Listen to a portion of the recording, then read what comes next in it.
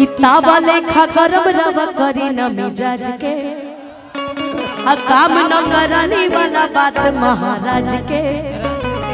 कि हई फेंक दना लोढ़ा गुस्सा कम करा थोड़ा चूड़ी टूट जाए मना रूठ जाए प्यार टूट जाए तारा राजा जी के दिलवा टूट जाए तारा पलक के दिलवा टूट जाए तावा लेखा गरम रवा करी ना मिजाज के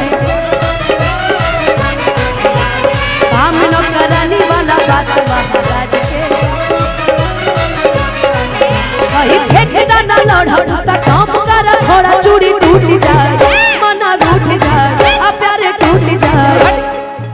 तारा राजा जी के दिलवा टूट जाए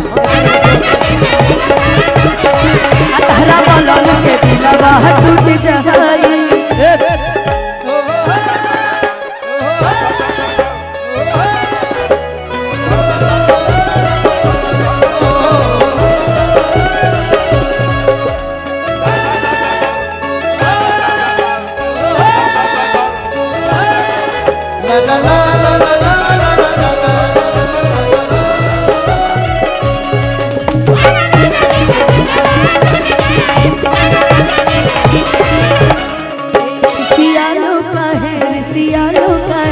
गरम आलू तब फेंक दलू आलू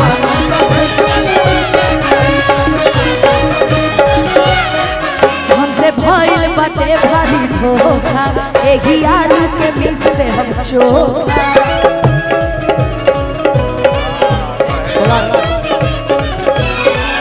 अरे देव नहीं खाए तका बोला हम कमाए चित्तर टूट जाए अदाला रूठ जाए प्यार झूठ जाए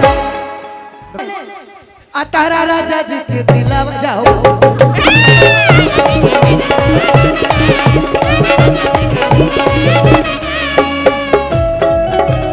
धीरे धीरे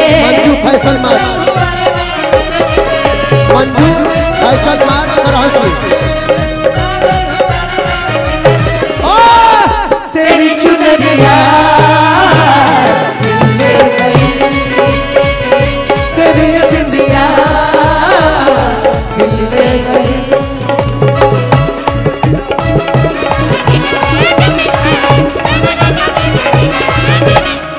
जनी छोड़ा भवन कह बाबू जावन रही सेवा में आंसू प्रिया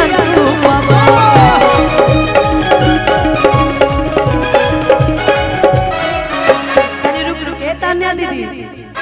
कि जनी छोड़ा भवन करब कहबू जावन आ रही है सेवा में आंसू प्रिया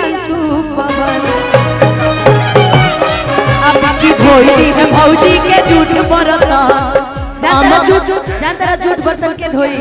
अब की धोई दी है भौजी के झूठ बर्तन झूठे बातें हमारे लपालिस कहबराती के करे के महाली अरे मान जाने अब धन कहाँ सब धन लूट जाए लफू लूट खाए प्यारे झूठ जाए तारा राजा जी के दिलवा टूट जाए तारा पलक के दिलवा टूट जाए तारा राजा जी के दिलवा टूट जाए